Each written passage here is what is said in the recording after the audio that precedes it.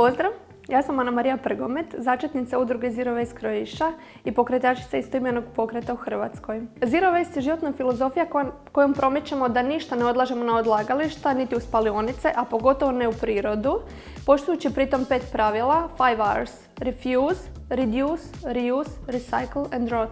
Proučavajući veganstvo i minimalizam sam došla do života bez otpada i negdje u svojoj podsvijesti sam znala da sav otpad koji napravim završava negdje na odlagalištima ili u prirodi, šteti okolišu, i kad sam osvijestila tu činjenicu sam shvatila da ne želim sudjelovati u takvom sistemu koji zagađuje okoliš. Puno toga što kupujemo možemo ponovno upotrijebiti, tako produžiti životni vijek ambalaži.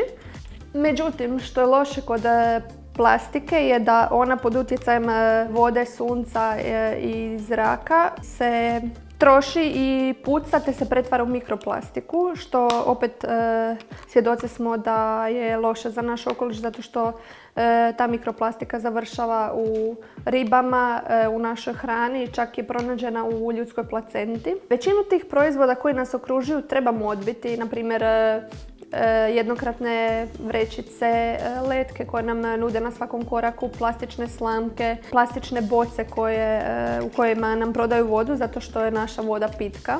I dolazimo do sljedećeg pravila, to je reuse. Dakle, ovdje imamo plastičnu kutiju od sladoleda koju možemo uvijek ponovno upotrijebiti bezbroj puta. Ali imamo i staklenku koja je puno održivija varijanta zato što se staklo može reciklirati bezbroj puta, dok plastiku možemo reciklirati recimo 7 puta. Sad ću vam pokazati nekih par praktičnih primjera koje možete primijeniti u svom kućanstvu. Uvijek su sve prisutne spužvice kojima peremo suđe, međutim one su napravljene od plastike. Troše se, mikroplastika odlazi u odvode, tako da nju izbjegavamo i umjesto nje koristimo četku od kokosa koja je antibakterijska, dugo traje i nakon korištenja može ići u kompost.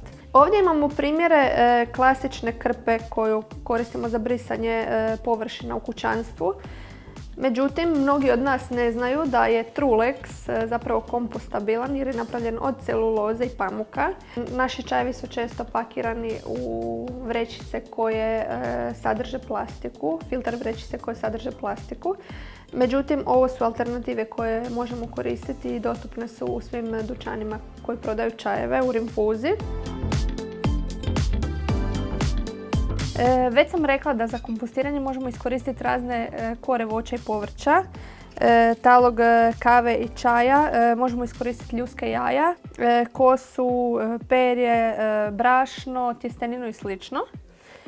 Međutim, ima i kora voća koji se ne kompostiraju, a to su kore agruma, jer sadrže previše eteričnih ulja koje usporavaju proces truljenja. Ovdje pored mene imamo komposter koji radi na anaerobnom sistemu, to znači bez dotoka zraka, a u vrtovima imamo komposte koji djeluju pod utjecajem zraka, odnosno aerobnim sistemom. Ova vrsta kompostera je idealna za stanove i osobno ju koristim u svom stanu, zato jer osim što nema loših mirisa, potpuno je zatvoren i lak za održavanje. Međutim, kad imamo ovakav komposter moramo imati i vanjski kompost u koji ćemo odnijeti sadržaj ove kutije. Pošto u ovom anaerobnom sistemu nemamo dotok zraka, trebamo imati ovakav posip koji ćemo posipati naše ostatke, tako da se oni pretvore u gnojivo koje možemo koristiti za biljke.